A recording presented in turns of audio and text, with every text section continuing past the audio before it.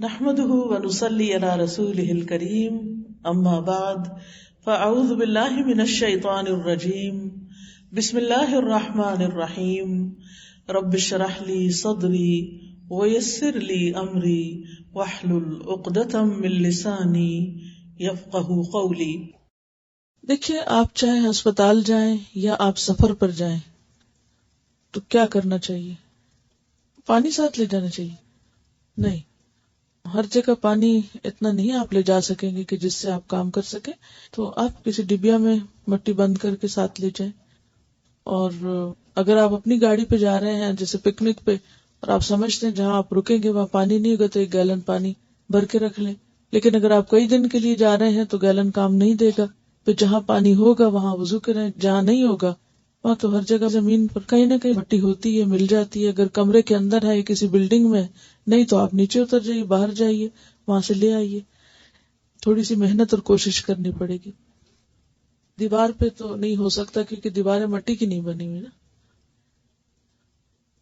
سنت پڑھ لیتے ہیں، لباس پہننے کی سنتیں۔ نمبر 1، پاجامہ یا شلوار پہنے تو پہلے دائیں اور پھر بائیں پاؤں کو داخل کیجیے۔ ایک حدیث میں آتا ہے کہ نبی صلی اللہ علیہ وسلم ہر چیز میں دائیں چیز سے یا آغاز کرنے کو، یعنی دائیں ہاتھ سے آغاز کرنے کو یا دائیں طرف سے آغاز کرنے کو پسند فرماتے تھے، محبت رکھتے تھے۔ اور بائیں ہاتھ سے ایسے کام کرنا جو آپ نے دائیں سے پسند کیے اس کو شیطانی عمل بتایا گیا ہے، یعنی آپ کسی کچھ لیتے اور دیتے تو دایاں ہاتھ۔ اب ہمیں بچپن سے ایسی عادتیں پڑی ہوئی کہ جب بایاں بڑھا چکتے تو پھر یاد آتا ہے کہ نہیں، دایاں بڑھانا چاہیے تھا۔ تو اللہ یہ کہ کوئی مشکل ہو، ایسی مشقت کہ جس میں انسان جو ہے اس کے لیے کوئی معذوری ہو تو اور بات ہے، ادروائز کوشش یہ کرنی چاہیے۔ اب آپ دیکھیں کہ اس سنت کو فالو کرنے سے کیا فائدہ ہوگا۔ مثلا اگر آپ نے کسی کو کتاب دینی ہے یا لینی ہے، کام یہ دائیں سے بھی ہو سکتا ہے، بائیں سے بھی ہو سکتا ہے۔ دائیں سے دینے سے اجر میں اضافہ ہو جائے گا، اللہ کی محبت آپ کو نصیب ہوگی، اور بائیں دینے سے صرف کام ہو جائے گا، لیکن وہ جو سنت کو فالو کرنے کا اجر ہے یا اللہ کی محبت حاصل کرنے کا ایک طریقہ ہے وہ رہ جائے گا۔ اور پھر اس میں بعض اوقات یہ سوال پیدا ہوتا ہے نا کہ یہ اتنی کیوں مشکل کر دی گئی، یہ اس طرح کرو کام، یہ اس طرح کرو، آزاد چھوڑ دیا جاتا ہے۔ تو آپ کے ذہن میں کیا آتا ہے کہ ان چیزوں میں بھی سلیقہ کیوں سکھایا گیا یا بہتر طریقہ کیوں سکھایا گیا، اس کا فائدہ کیا ہے؟ اس کے کوئی خاص حکمت سمجھ میں آتی ہے آپ کو؟ یہ تو بات ہے کہ ایک عبادت میں رہتا ہے، ثواب حاصل ہوتا ہے، لیکن اس کے علاوہ عام فائدہ کیا؟ یعنی ہم ہر وقت ایک طرح سے کانشیس رہتے ہیں، یعنی ایک شعوری مسلمان بنے رہتے ہیں کہ ہمیں ہر کام اللہ تعالیٰ کے مرضی اور نبی صلی اللہ علیہ وسلم کے طریقے کے مطابق کرنا ہے۔ تقویٰ کس چیز کا نام ہے؟ ایک شعوری حالت، یعنی غفلت سے زندگی بسر کرنے کا نام نہیں ہے، جو جیسے چیز آئے کر لو۔ جب آپ ہر چیز کے خاص سلیقے اور خاص طریقے سے کرتے ہیں، مثلا آپ دیکھیں کہ دنیا کے کاموں میں ہم کیسے کیسے سلیقے سیکھتے ہیں اور کیسے کیسے طریقے جاننے کی کوشش کرتے ہیں کہ دوپٹہ یوں اڑنا ہے، ٹیبل یوں لگانا ہے، کانٹا یہاں ہونا چاہیے، چمچ یہاں ہونا چاہیے، پلیٹ یہاں ہونی چاہیے، گلاس یہاں ہونا چاہیے، نیپکن یہاں ہونا چاہیے۔ کیا کیا مشقتیں انسانوں نے اپنے اوپر ڈالی ہوئی، اور کوئی نہیں کہتا کہ اپنے آپ کو کیوں ان چنگلوں میں پھنسایا ہوا۔ شادی بیاہ پہ ایسی ایسی عجیب و غریب رسمیں خود سے خود ایجاد کی ہوئی کہ جس سے زندگی حرام کی ہوئی ہے، کوئی بھی نہیں کہتا کہ یہ سب نان سینس قسم کی باتیں کیوں ہو رہی ہیں۔ لیکن جب سنت کی بات آتی ہے، دین کے کسی طریقے کی بات آتی ہے، تو اس وقت سب پوچھنے لگتے اور کہنے لگتے ہیں کہ یہ تو بڑی مشکل بات ہے۔ اور یہ دراصل شیطان کا وسوسہ ہوتا ہے کہ جو کرنے چاہیے ہمیں کام اور جن کاموں میں ہمیں فائدہ ہے وہ ہمیں مشکل بنا کے پیش کرتا ہے، اور جو کام محض ہماری خواہش نفس کی پیروی کرتے ہیں، خواہ ان کے پیچھے کوئی سینس بنے ہی نہ، وہ کام ہمارے لیے خوشنما بنا دیتا ہے۔ تو اسی کو کہتے ہیں نا، زین لہم الشیطان اعمالہم، شیطان نے ان کے اعمال ان کے لیے خوبصورت بنا دیے۔ تو اس میں ہمیں اصل خوبصورتی صرف اپنے من کے مطابق چلنے میں نہیں ہے، اصل خوبصورتی کس میں ہے؟ لقد کان لکم فی رسول اللہ اسوۃ حسنہ، اسوہ حسنہ کی پیروی میں اس کو حسنہ کہا گیا۔ بلا من اسلم وجہہ للہ وہو محسن، محسن کون ہے؟ تو محسن، حسنہ، یہ سب چیزیں زندگی کا خوبصورت طریقہ اور سلیقہ ہیں۔ جو کس سے وابستہ ہے؟ نبی صلی اللہ علیہ وسلم کے طریقے سے وابستہ ہے. ٹھیک ہے، اللہ کی مرضی تو شامل ہے ہی، لیکن تھوڑا سا آگے بھی تکلیف کیا کیجیے اور بات کی گہرائی میں جایا کیجیے کہ حسنہ کا لفظ یا خوبصورتی کس کو کہا گیا ہے. ہم نے خوبصورتی کے اپنے کچھ معیار کرائیٹیریا بنائے ہوئے یا کچھ اپنے اسٹینڈرڈ رکھے ہوئے ہیں من مانے قسم کے، ان کو ہم خوبصورتی کہتے ہیں. علم کی مجلس میں سب آنے والوں کو خوش آمدید کہتی ہوں. اللہ سبحانہ و تعالیٰ سے دعا کرتی ہوں کہ اللہ تعالیٰ ہمارے اس وقت میں برکت ڈالے اور ہم بہترین چیزیں سیکھ سکیں اور ہماری زندگیوں میں خوبصورت تبدیلی آئے. آج ہم انشاءاللہ پیارے رسول صلی اللہ علیہ وسلم کے پیارے اخلاق کے بارے میں کچھ باتیں پڑھیں گے، کیونکہ ہم سب کو ریمائنڈرز کی ضرورت رہتی ہے. ہم سب گرو کرتے ہیں فزیکلی بھی اور اسپرچولی بھی. ہمیں اخلاقی طور پر بھی ہمیشہ گرو کرتے رہنا چاہیے، کیونکہ اچھے اخلاق کی بہت زیادہ اہمیت ہے، بہت زیادہ فضیلت ہے ہمارے دین میں. رسول اللہ صلی اللہ علیہ وسلم نے فرمایا کہ تمام مومنوں میں سے سب سے زیادہ کامل یعنی مکمل ایمان والے وہ لوگ ہیں جن کے اخلاق اچھے ہوں. جیسے ہم لا الہ الا اللہ پڑھ کر اسلام میں داخل تو ہو جاتے ہیں، لیکن داخل ہونے کے بعد پھر ہر ایک کا الگ مرتبہ ہے. یعنی کوئی بہت اوپر کے درجے پر ہوتے ہیں، کچھ درمیانے درجے پر ہوتے ہیں، کچھ بالکل بگنرز ہوتے ہیں. اور ہم سب کے پاس ایک کھلی چوائس ہے، آپشن ہے کہ ہم جس درجے پہ جانا چاہیں چلے جائیں. اس کے لیے تمنا کریں، خواہش کریں، ارادہ کریں، نیت کریں، کوشش کریں. لیکن اس کے لیے ان کوششوں میں بڑی اہم کوشش علم کا حاصل کرنا بھی ہے کہ ہمیں معلوم ہو کہ درجات بلند کیسے ہوتے ہیں، ایمان کامل کیسے ہوتا ہے. یعنی ہر شخص کا ایمان تو ہے، لیکن ایمان بڑھتا بھی ہے اور ایمان گھٹتا بھی ہے.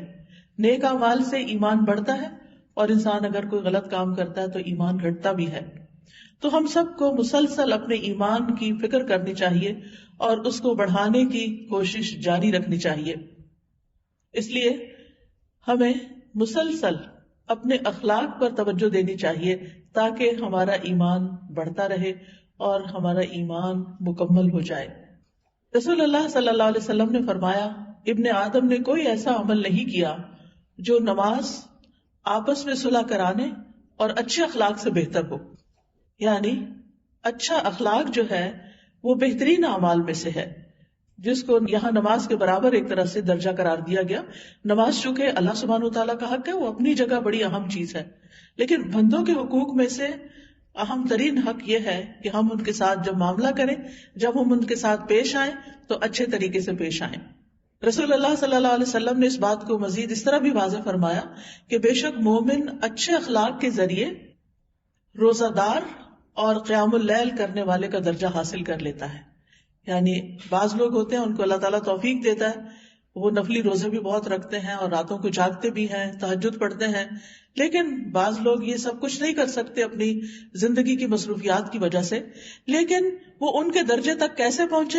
اچھے اخلاق کے ذریعے. یعنی مثلاً آپ اپنے گھر میں ہیں تو اچھا اخلاق تو گھر والوں سے شروع ہوتا ہے. گھر میں ہے تو گھر میں صحیح، گھر میں نہیں باہر ہے، اپنے کام پہ، اپنی جاب میں ہے، تو جس بھی انسان کے ساتھ آپ کا معاملہ پیش آئے، چاہے وہ آپ کا رشتہ دار ہو، چاہے وہ آپ کا دوست ہو، چاہے وہ بالکل اجنبی ہو، ان نون پرسن ہو، کوئی بھی ہو، لیکن جب آپ کی اس کے ساتھ ڈیلنگ ہو تو اچھے طریقے سے ہو. اور اگر کوئی انسان اس چیز کی پابندی کرتا ہے تو ایسا ہی ہے جیسے روزے رکھنے والا اور تہجد گزار انسان ہے. اور ویسے بھی یہ ہے کہ انسان نہ صرف اچھے اخلاق کے ذریعے انسانوں کے قریب ہو جاتا ہے، انسانوں کا محبوب بن جاتا ہے، بلکہ ایسا شخص اللہ تعالیٰ کا بھی محبوب ہوتا ہے. اللہ تعالیٰ ایسے شخص سے محبت کرتا ہے جس کا اخلاق اچھا ہوتا ہے. نہ صرف یہ کہ اللہ سبحانہ و تعالیٰ بلکہ قیامت کے دن اچھے اخلاق والے لوگ نبی صلی اللہ علیہ وسلم سے بھی بہت قریب ہوں گے. آپ نے فرمایا بے شک تم میں قیامت کے نزدیک سب سے زیادہ مجھے محبوب، یعنی جن سے مجھے محبت ہوگی، اور قریب بیٹھنے والے، یعنی جو آپ کی مجلس کے قریب ترین ہوں گے، وہ لوگ ہوں گے جو بہترین اخلاق والے ہیں، یعنی ان کو آگے جگہ ملے گی. اور آپ نے اپنی امت میں سے بھی بہترین لوگ انہیں قرار دیا. فرمایا میری امت کے بہترین لوگ وہ ہیں جو اخلاق کے لحاظ سے سب سے اچھے ہیں. میزان میں سب سے بھاری نیکی بھی اچھا اخلاق ہے. یعنی قیامت کے دن ہم سب کے اعمال نامے تولے جائیں گے. ہماری ایک اسمائل جو ہم دیتے ہیں وہ بھی ہمارے اعمال میں لکھی جاتی، اور ایک دفعہ گھور کے کسی کو دیکھتے ہیں تو وہ بھی لکھا جاتا ہے. کسی کے ساتھ نرمی کے ساتھ معاملہ کرتے ہیں تو وہ بھی ہمارے اعمال نامے میں ریکارڈ ہو جاتا ہے, اور اگر کسی کے ساتھ سختی کے ساتھ معاملہ کرتے ہیں تو وہ بھی ریکارڈ میں آ جاتا ہے. ہر چیز کا ریکارڈ تیار ہو رہا ہے, اور قیامت کے دن اس کو ہمیں دکھایا جائے گا اور تولا بھی جائے گا, اور سب سے بھاری اعمال نامہ اس کا ہوگا جس کے اعمال نامے میں اچھے اخلاق ہوں گے. اور ہم دیکھتے ہیں کہ اچھے اخلاق میں سب سے زیادہ جو ہمارے لیے رول ماڈل ہیں, اسوہ حسنہ ہیں, اور جن کے اچھے اخلاق کی تعریف اللہ سبحانہ و تعالیٰ نے کی ہے, وہ خود محمد الرسول اللہ صلی اللہ علیہ وسلم ہے. اس لیے اگر ہمیں اچھا اخلاق اپنانا ہے تو ہمیں دیکھنا ہوگا کہ رسول اللہ صلی اللہ علیہ وسلم کا اخلاق کیا تھا, آپ کا طریقہ کیا تھا, آپ لوگوں کے ساتھ کیسے ڈیل کرتے تھے, کس طرح پیش آتے تھے, آپ کا لین دین کیسے تھا, آپ اپنے گھر میں کیسے تھے, آپ اپنے دوستوں کے ساتھ کیسے تھے, آپ صحابہ کے ساتھ کیسے تھے, آپ اپنے ہمسایوں کے ساتھ کیسے تھے, ایون آپ قیدیوں کے ساتھ اور اپنے دشمنوں کے ساتھ کیسے تھے, ان کے ساتھ آپ کا رویہ اور معاملہ کیسا تھا. قرآن مجید میں اللہ تعالیٰ فرماتے ہیں وَإِنَّكَ لَعَلَىٰ خُلُقٍ عَظِيمٍ, بے شک آپ اخلاق کی بلندیوں پر فائز ہیں. یعنی اگر یوں کہا جائے کہ آدم علیہ السلام سے لے کر آخری انسان تک دنیا میں جتنے بھی انسان آئے ہیں, ان میں سے سب سے اچھا اخلاق کس کا تھا, تو وہ رسول اللہ صلی اللہ علیہ وسلم کا تھا, کیونکہ آپ کو یہ سند اللہ تعالیٰ کی طرف سے ملی ہے. اور اگر ہم اچھے اخلاق والے بننا چاہتے ہیں تو ہمیں اپنا اخلاق ان کی طرح کرنا ہوگا, وہ ہمارا معیار ہے. دنیا میں اچھے اخلاق میں بہت ساری کتابیں ہیں, بہت سے طریقے بتائے جاتے ہیں, لیکن ہمارا کرائیٹیریا وہی ہونا چاہیے جو اللہ سبحانہ تعالیٰ نے سیٹ کیا, اور وہ محمد رسول اللہ صلی اللہ علیہ وسلم کے ذریعے ہمیں ملا. آپ صلی اللہ علیہ وسلم نے یہ بھی فرمایا کہ یقیناً مجھے اچھے اخلاق کی تکمیل کے لیے بھیجا گیا ہے. یعنی نبی صلی اللہ علیہ وسلم کا دنیا میں آنے کا مقصد کیا تھا کہ خوبصورت, بہترین, اچھے اخلاق مکمل کر دیے جائیں. یعنی اخلاق کے چیپٹر میں کوئی ایسی چیز نہ چھوٹے کہ جو نہ بتائی گئی ہو. گویا آپ کا اخلاق مکمل ترین بھی تھا, اور آپ نے لوگوں کے لیے اس کو بہترین طریقے سے پیش بھی کیا. اور آپ فرمایا کرتے تھے تم میں سب سے بہتر شخص وہ ہے جس کے اخلاق اچھے ہوں. آپ صلی اللہ علیہ وسلم کے اخلاق کی چند جھلکیاں کیا ہیں, آپ کی اخلاق کی خوبیاں کیا تھی. عبداللہ بن عمرو بن العاص کہتے ہیں کہ یہ آیت جو قرآن میں ہے, یا ایھا النبی انا ارسلناک شاہدا ومبشرا ونذیرا, اے نبی بے شک ہم نے آپ کو گواہی دینے والا, خوشخبری دینے والا اور خبردار کرنے والا بنا کر بھیجا ہے. اللہ سبحانہ تعالیٰ نے تورات میں بھی آپ کی خوبیاں بتائی, اور ان میں اسی طرح فرمایا کہ بے شک ہم نے آپ کو گواہی دینے والا, بشارت دینے والا اور ان پڑھ یعنی عربوں کی حفاظت کرنے والا بنا کر بھیجا. آپ میرے بندے اور میرے رسول ہیں. میں نے آپ کا نام متوکل رکھا ہے. آپ نہ تو بدخو ہیں نہ سخت دل ہیں. یعنی آپ دل کے بدخو کا مطلب ہے کہ آپ دل میں بھی کسی کا برا نہیں چاہتے, دل کے بھی اچھے ہیں اور سخت دل نہیں ہیں, اور زبان کے بھی اچھے ہیں. آپ بازاروں میں شور کرنے والے نہیں, نہ برائی کا بدلہ برائی سے دیتے ہیں بلکہ معاف کرنے اور درگزر سے کام لیتے ہیں. یعنی تورات میں آپ کی یہ نشانیاں بتائی گئی تھی, آپ کا یہ اخلاق بتایا گیا تھا. صرف یہ نہیں بتایا گیا تھا کہ ایک آخری پیغمبر آئیں گے, بلکہ یہ بھی بتایا گیا تھا کہ وہ پیغمبر ہوں گے کیسے. انہی خوبیوں کی بنا پر یہود نے آپ کو اچھی طرح پہچان لیا تھا, جس کے بارے میں قرآن مجید میں آتا ہے یعرفونہ کما یعرفون ابناءہم, وہ آپ کو اس طرح پہچانتے ہیں جس طرح اپنے بیٹوں کو پہچانتے ہیں, کیونکہ انہوں نے آپ کے اندر تورات میں بتائی جانے والی ساری نشانیاں, ساری خوبیاں دیکھ لی تھی. آپ کے اخلاق کی چند جھلکیاں, آپ کم گو تھے, بہت زیادہ باتونی نہیں تھے, کیونکہ انسان جب بہت باتیں کرتا ہے تو اس سے غلطیاں بھی بہت ہوتی ہیں. کسی کا دل دکھ جاتا ہے, کسی کی برائی ہو جاتی ہے, کسی کے ساتھ لڑائی ہو جاتی ہے, کوئی مائنڈ کر جاتا ہے. تو جب آپ ٹھہر کے سمجھ کے کم بولتے ہیں تو پھر اصل خوبصورتی کاموں کو اس سلیقے اور طریقے پر کرنا ہے جس پر اللہ کے رسول صلی اللہ علیہ وسلم نے کیا. اب دیکھیں کہ کپڑے آپ کہاں تبدیل کرتے ہیں, سب کے سامنے الگ الگ. یہ وہ کام ہے نا جو آپ الگ سے سب کو کمرے سے نکال کے یا خود نکل کے کرتے ہیں, بیچ میں نہیں کرتے. اس وقت آپ ہوتے ہیں اور کون دیکھ رہا ہوتا ہے آپ کو, آپ کا رب دیکھ رہا ہوتا ہے. تو اس وقت اگر آپ، جبکہ کوئی آپ کو چیک کرنے والا نہیں ہے، آپ خود ہی اپنے آپ کو چیک کر سکتے ہیں، اس وقت آپ قمیض پہن رہے ہیں یا پاجامہ پہن رہے ہیں اور کانشیسلی سنت کا خیال ذہن میں رکھ کے آپ رائٹ سائڈ سے شروع کرتے ہیں، تو اسی کا نام تقویٰ ہے، کہ جس میں انسان صرف اللہ کی خاطر کام کرتا ہے اور اللہ ہی سے ڈرتے ہوئے کرتا ہے. اس وقت نہ نبی صلی اللہ علیہ وسلم آپ کو دیکھ رہے ہیں، نہ کوئی انسان آپ کو دیکھ رہا ہے، آپ اپنے آپ کو خود ہی دیکھ رہے ہیں اور اپنے ساتھ خود ہی معاملہ کرنا ہے. وہاں جو شخص پھر صحیح کام کرے گا تنہائی میں، عین تنہائی میں، وہی دراصل متقی ہے. اب دیکھیں، آپ نے ایک لفظ پڑھا تھا مفلحون، ذالک الکتاب لا ریب فیہ ھدی للمتقین. وہاں شرط لگائی گئی تھی کہ متقین کو کتاب ہدایت دیتی ہے، اور پھر آخر میں متقین کا انجام بتایا گیا تھا، فاولئک ھم المفلحون. فلاح کا لفظی معنی ہوتا ہے کاٹنا چیرنا، اور اسی سے فلاح ہے جو کسان کے لیے استعمال ہوتا ہے. کسان کب فصل حاصل کر پاتا ہے؟ زمین چیرتا ہے، ہل چلاتا ہے، بیج بوتا ہے، کانشیس رہتا ہے کوئی چیز نقصان نہ دے اس کے کھیت کو. تو جب وہ اتنی محنت کر چکتا ہے تو آخر میں فصل کاٹتا ہے.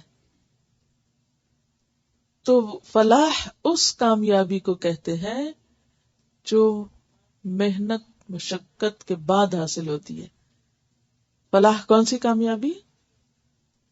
جو محنت اور مشقت کے بعد حاصل ہوتی ہے. ایسے ہی بیٹھے بیٹھے نہیں ہو جاتی کہ ہم نے بس کلمہ پڑھ لیا اور بس ہمیں کوئی اٹھا کے جنت میں ڈال آئے گا.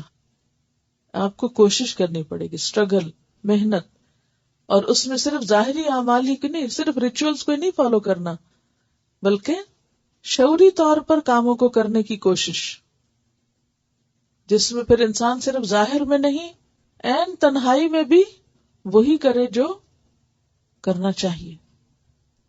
کرتا یا قمیص پہنے تو پہلے دایاں پھر بایاں ہاتھ آستین میں داخل کریں. ایسے ہی جوتا پہلے دایاں پاؤں پھر بایاں پاؤں.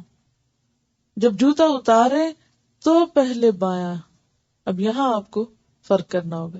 جیسے واش روم میں جاتے ہوئے پہلے بایاں پاؤں اندر رکھنا، اسی طرح جوتا اتارتے وقت پہلے بایاں پھر دائیں طرف کا. جوتا اتارنے کے لیے کیوں پہلے بایاں اتارے؟ کیا حکمت کیا نظر آتی ہے؟ ویسے تو سب سے بڑی حکمت یہ ہے کہ اللہ کے رسول صلی اللہ علیہ وسلم نے فرمایا، اور آپ کی باتوں کو کیا کہا گیا قرآن میں؟ حکمت.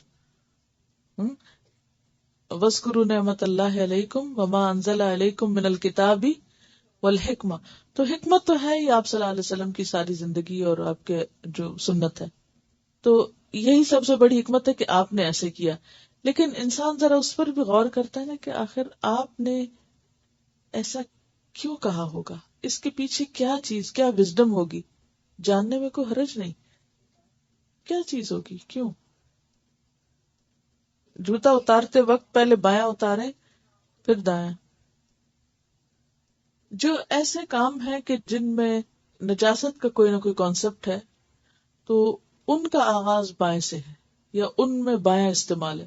جیسے ناک صاف کرنے کے لیے بایاں، استنجا کرنے کے لیے بایاں. اسی طرح جوتا جو کہ ایک نجس چیز ہوتی ہے نا، تو اس کو اتارنے میں پہلے بایاں. واش روم ایک نجس جگہ ہے تو اس میں جاتے وقت پہلے بایاں. تو یہ ایک تھوڑا سا فرق رکھا گیا ہے. سب اچھے کام دائیں ہاتھ سے اور دائیں طرف سے، اور جس میں نجاست کا کچھ نہ کچھ کانسیپٹ ہے یا جو دوسرے درجے کے کام ہے وہ بائیں ہاتھ سے اور بائیں طرف سے. یعنی ایک بنیادی فرق ہے. اس کے علاوہ بھی کوئی حکمت ہوگی جو اللہ تعالیٰ ہی بہتر جانتا ہے، کیونکہ نبی صلی اللہ علیہ وسلم کا کوئی بھی عمل حکمت سے خالی نہیں. پھر کپڑوں اور جوتوں کو جھاڑ کر پہنے.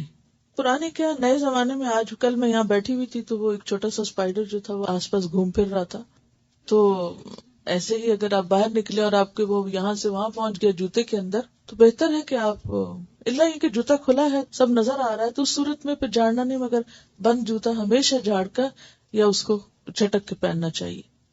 لباس پہنتے اور اتارتے وقت بسم اللہ کہیے. پورا بسم اللہ الرحمن الرحیم نہیں، کتنا بسم اللہ، بسم اللہ. کیونکہ ہر اہم کام کس سے شروع کرنا چاہیے؟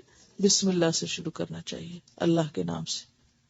تو پہنتے وقت اور اتارتے وقت اس میں کس چیز کی تردید ہوتی ہے؟ پہنتے وقت میں پہنتے وقت اگر آپ جسم پہ لباس ہے ہی نہیں، آپ نہا کر نکلیں تو آپ پہننے لگے تو آپ بسم اللہ کہہ سکتے ہیں اس کو؟ جی کہہ سکتے ہیں، یہی تو کہا ہوا ہے. پھر بھی مزید غور کیجئے اس پر، حکمتوں پہ مزید سوچتے رہا کیجئے کہ جس کی وجہ سے میں نے تمہارے قدموں کی چال اپنے سے آگے سنی. تو نے کہا کہ میں نے کبھی کسی کو بتایا تو نہیں، لیکن آپ نے پوچھا تو میں بتا رہا ہوں کہ میں جب بھی میرا وضو نہیں رہتا تو میں وضو کر لیتا ہوں اور 2 رکعت پڑھ لیتا ہوں. ایسا شخص جو پاکیزہ ہے، جو باوضو رہتا ہے، لیکن حبشی غلام ہے، نہ اس کا گھر ہے، نہ اس کی بیوی ہے، نہ اس کے بچے ہیں، نہ اس کا مکہ میں کوئی سٹیٹس ہے، نہ کوئی بزنس ہے، لیکن جنت میں وہ آگے جا رہا ہے. اللہ سبحانہ وتعالیٰ کسی کی شکل نہیں دیکھتے، کسی کا رنگ نہیں دیکھتے، کسی کا مال نہیں دیکھتے، وہ اس کا دل دیکھتے ہیں، دل میں کیا ہے، اور اس کے اعمال دیکھتے ہیں، اخلاق کیسا ہے. کیونکہ اعمال میں سب سے بہترین چیز انسان کی عبادات کے بعد اس کا اخلاق ہی ہے. پھر اسی طرح آپ صلی اللہ علیہ وسلم انتہائی سخی تھے، کھلے دل کے مالک تھے، اور سب انسانوں میں سے زیادہ سخاوت والے تھے. آپ سے کبھی کسی بھی چیز کا سوال کیا جاتا تو آپ اس کو دے دیتے تھے. ایک دفعہ ایک صحابیہ نے آپ کے لیے ایک چادر بنا کے بھیجی جس کی آپ کو ضرورت بھی تھی. تو اتنے میں ایک صحابی مجلس میں آئے تو انہوں نے کہا کہ آپ کی یہ چادر بڑی خوبصورت ہے، تو آپ نے وہ چادر اتار کو اس کو دے دی. تو صحابہ کہنے لگے یا رسول اللہ صلی اللہ علیہ وسلم، آپ کو خود اس سے زیادہ ضرورت تھی، آپ نے اس کو کیوں دے دیا؟ اور اس کو بھی ناراض ہونے لگے کہ تم نے کیوں لے لی. تو اس شخص نے کہا کہ میرا دل چاہتا تھا کہ جو چادر آپ نے پہنی ہے میں اس کا اپنا کفن بنا لوں. یعنی اس کی اپنی ایک محبت تھی، اس کو شاید یہ نہیں پتا تھا کہ آپ کو خود ضرورت ہے، لیکن آپ نے اپنی ضرورت کو پیچھے چھوڑ دیا، دوسرے کا دل رکھا اور اس کی پسند کے مطابق اس کو وہ چادر دے دی. یعنی اس سے آپ اندازہ لگا سکتے ہیں کہ آپ کتنی سخاوت کرتے تھے. ایک سخاوت وہ ہوتی ہے کہ آپ کے پاس کچھ ایکسٹرا بچ گیا ہے تو آپ دوسروں کو دے دیں، اور ایک سخاوت یہ ہوتی ہے کہ آپ کو بھی خود بھی ضرورت ہے اور پھر آپ دوسرے کی ضرورت کو زیادہ، یا ضرورت نہیں بھی تو دوسرے کا دل کو خوش کرنے کے لیے آپ اس کو دیتے ہیں. اور پھر یہ کہ اگر آپ کے پاس کچھ نہیں ہوتا تھا اور کوئی سوال کرتا تھا تو آپ ناراض نہیں ہوتے تھے کہ میرے پاس نہیں ہے، یا کوئی غلط طریقے سے جواب نہیں دیتے تھے، بلکہ خاموش ہو جاتے تھے اور دوسرا شخص سمجھ جاتا تھا کہ آپ کے پاس اس وقت دینے کے لیے ہے نہیں، اس لیے آپ خاموش ہیں، اور وہ خاموشی سے سمجھ جاتے تھے. اسی طرح آپ بہت زیادہ رحم فرمانے والے تھے، بہت کائنڈ تھے دوسروں کے لیے. جب کوئی آپ کے پاس آتا تو آپ اس سے وعدہ کر لیتے، اگر آپ کے پاس وہ چیز ہوتی تو پوری کر دیتے، ورنہ وعدہ کر لیتے کہ پھر دوبارہ آ جانا، پھر دے دوں گا تمہیں. آپ ہمیشہ دوسروں کو معاف کر دیتے تھے. آپ نے کبھی اپنی ذات کے لیے انتقام نہیں لیا، بدلہ نہیں لیا. ہاں اللہ کی حدیں ٹوٹتی، کوئی نافرمانی کرتا تو پھر آپ اس وقت اللہ کے حکم پر عمل کرتے. ایک خاتون تھی جن کا نام فاطمہ تھا، انہوں نے چوری کر لی، اور جیسا کہ آپ سب جانتے ہیں کہ اسلام میں چوری کی سزا ہاتھ کاٹنا ہے تاکہ لوگ عبرت پکڑے اور کوئی کسی کی چوری نہ کرے. اسی لیے آپ دیکھیں کہ جن ملکوں میں یہ قانون ہے وہاں پر بہت کم چوریاں ہوتی ہیں، قتل بھی بہت کم ہوتے ہیں، لوگ امن و امان میں رہتے ہیں کیونکہ انہوں نے ایک ایسا ڈسپلن قائم کر رکھا ہے. تو لوگوں نے کہا کہ یہ ایک شریف گھرانے کی خاتون ہے، اس کا ہاتھ کٹ گیا تو یہ تو بہت ایک بے عزتی کی بات ہے، تو کسی ایسے شخص کو آپ کے پاس بھیجتے ہیں جو آپ کو بہت پیارا ہے.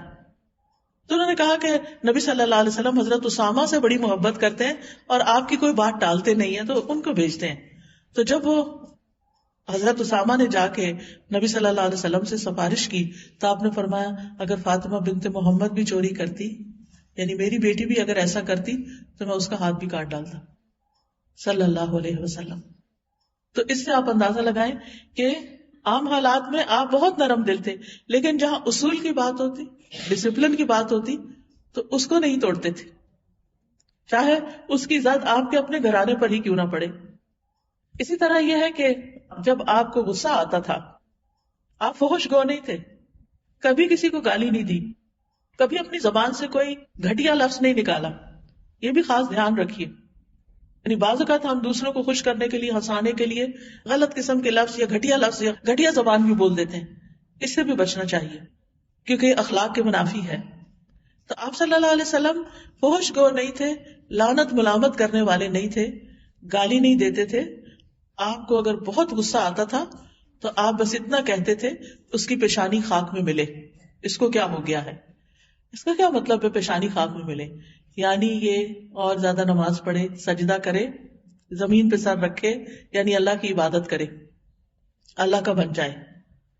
یہ آپ کی ڈانٹ ہوتی تھی. اسی طرح جب خوشی حاصل ہوتی، غصہ آنے پر آپ کا ریاکشن کیا تھا؟ خوشی حاصل ہوتی تو کیا کرتے؟ آپ کا چہرہ مبارک چمکنے لگتا، ایسے گویا چاند کا ایک ٹکڑا. صحابہ کہتے ہیں کہ ہم آپ کے چہرے کے تاثرات سے پہچان لیتے کہ آپ خوش ہیں. یعنی آپ بلینک فیس نہیں تھے، اس پہ غصہ بھی نظر آتا تھا، اس پہ مسکراہٹ بھی نظر آتی تھی، اس پہ خوشی بھی نظر آتی تھی. تو بعض اوقات ہم اس طرح الوف ہو جاتے ہیں، نہ پتہ چلتا ہے غصے میں ہے، نہ پتہ چلتا ہے خوش ہے، نہ پتہ چلتا ہے ناراض ہے، نہ پتہ چلتا ہے تھکے میں ہے، نہ پتہ چلتا ہے بھوکے ہیں، نہ کچھ بتاتے ہی نہیں. آپ خود ہی معلوم کر لو. دوسروں کو پہلیاں بجھواتے ہیں اور پھر ان کو اگر پتہ نہ چلے تو ان پہ اور غصہ کرتے ہیں اور سمجھتے کہ ہمارا حق ہے. اسی طرح غم کے موقع پر آپ دیکھیے کہ نارمل حالات میں تو سبھی مسکرا لیتے ہیں، اچھے سے بن جاتے ہیں، لیکن جب ہم جذباتی کیفیت میں ہوتے ہیں تو اس وقت ہم پھر کیا کرتے ہیں؟ یہ ہمارا امتحان ہوتا ہے. غصے میں کیا کرتے ہیں، خوشی میں کیا کرتے ہیں؟ کیونکہ بعض لوگ غصے میں اور طرح ریئیکٹ کرتے ہیں، بولتے چلے جاتے ہیں، لان تان کرتے چلے جاتے ہیں، دوسرے کو برا فیل کراتے چلے جاتے ہیں، دوسرے کو مجرم بناتے چلے جاتے ہیں. اور اگر خوشی ہوتی ہے تو اونچا اونچا ہنسنا شروع کر دیتے ہیں. یعنی ادھر بھی ایکسٹریم، ادھر بھی ایکسٹریم. لیکن نبی صلی اللہ علیہ وسلم کی خوبصورتی کس میں تھی؟ توازن میں، بیلنس میں. اور پھر غم کے موقع پر آپ کیا کرتے تھے؟ آپ کے چہرے پر غم کے بھی آثار نمایاں ہو جاتے تھے. حضرت عائشہ کہتی ہیں کہ جب حضرت زید بن حارثہ جو آپ کے بہت ہی پیارے تھے، حب الرسول تھے، آپ کے محبوب تھے، آپ کے منہ بولے بیٹے کہلاتے تھے، لیکن اللہ تعالیٰ نے جب منع کر دیا اس سے تو پھر وہ زید بن حارثہ ہی کہلائے. دوسرے جعفر بن ابی طالب تھے جو آپ کے کزن تھے، چچا کے بیٹے تھے، یہ بھی آپ کو بہت عزیز تھے. اور ایک اور صحابی تھے عبداللہ بن رواحہ. یہ یکے بعد دیگرے جنگ موتا میں قتل ہو گئے، شہید ہو گئے. اور آپ صلی اللہ علیہ وسلم کو جب اس کی خبر ملی تو آپ مسجد میں بیٹھ گئے. آپ کے چہرے پر حزن و ملال یعنی غم کے آثار تھے، یعنی آپ بہت رنجیدہ تھے اور چہرے سے نظر آ رہا تھا. اسی طرح جب آپ کے بیٹے ابراہیم فوت ہوئے، وہ چھوٹے تھے، دودھ پیتے بچے تھے، تو آپ نے ان کو گود لیا، وہ آپ کے سامنے دم توڑ رہے تھے. آپ صلی اللہ علیہ وسلم کی آنکھوں سے آنسو جاری ہو گئے. یعنی صحابہ حیران ہو کے دیکھنے لگے کہ آپ بھی رو رہے ہیں، کیا رو سکتے ہیں؟ کیونکہ ہمارے یہاں کیا سمجھتے ہیں مردوں کو نہیں رونا چاہیے، اگر مرد کوئی روئے تو یہ بزدلی کی علامت ہے. لیکن آپ رو رہے تھے، آپ کے آنسو جاری تھے، غم سے نڈھال تھے. آپ نے فرمایا آنکھوں سے آنسو جاری ہیں، دل غم سے نڈھال ہے، مگر زبان سے ہم وہی بات کریں گے جو ہمارے رب کو پسند ہے.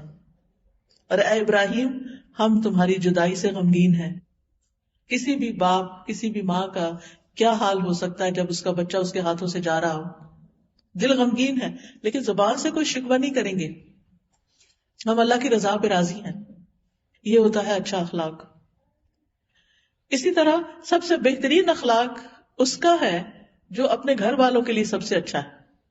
ہم بعض اوقات باہر والوں کے ساتھ بہت اچھی طرح پیش آتے ہیں، جاننے والوں نہ جاننے والوں سب سے، کیونکہ اچھے اخلاق کی علامت ہونا چاہیے، ڈیفینیٹلی ہونا چاہیے کہ آپ سب سے اچھی طرح بات کریں. لیکن گھر والوں کو چھوڑ کر نہیں، گھر والوں کو اگنور کر کے نہیں.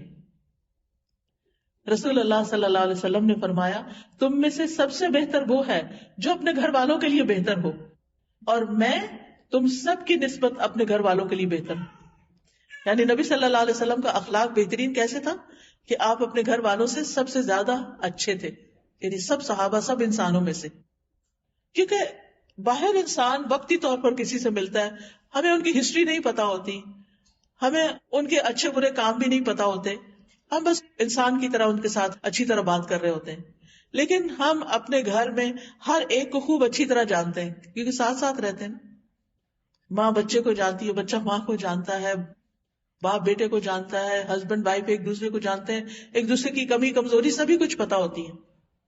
تو اس میں انسان کے لیے اچھا اخلاق مینٹین کرنا بہت مشکل ہوتا ہے. لیکن ہمیں یہی کرائیٹیریا دے دیا گیا، اگر یہاں اچھے ہو تو اچھے کہلاؤ گے. یہ ہم سب کے لیے ایک چیلنج ہے ہم سب جانتے ہیں کہ ہم اپنا پیشنس کہاں لوز کرتے ہیں. باہر کم ہی کرتے، باہر بھی کبھی کبھی کر جاتے ہیں، لیکن سب سے زیادہ کہاں کرتے ہیں؟ اپنے ہی گھر میں. اور جو جتنا پیارا ہوتا ہے اس پر اتنا ہی غصہ نکالتے ہیں.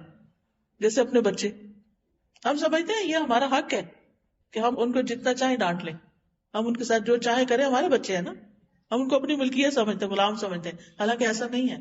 وہ ایک انڈیویجول بھی ہیں، ان کی بھی رسپیکٹ کرنی چاہیے، ان کا بھی خیال کرنا چاہیے، ان کی بھی ایک لائف ہوتی ہے. لیکن ہمیں سب سے پہلے گھر سے شروع کرنا ہے، اپنے بچے، اپنے شوہر. کیونکہ دیکھا یہ گیا ہے کہ جو میاں بیوی آپس میں بہت لڑتے ہیں اس کے برے اثرات ان کے بچوں پہ بہت پڑتے ہیں.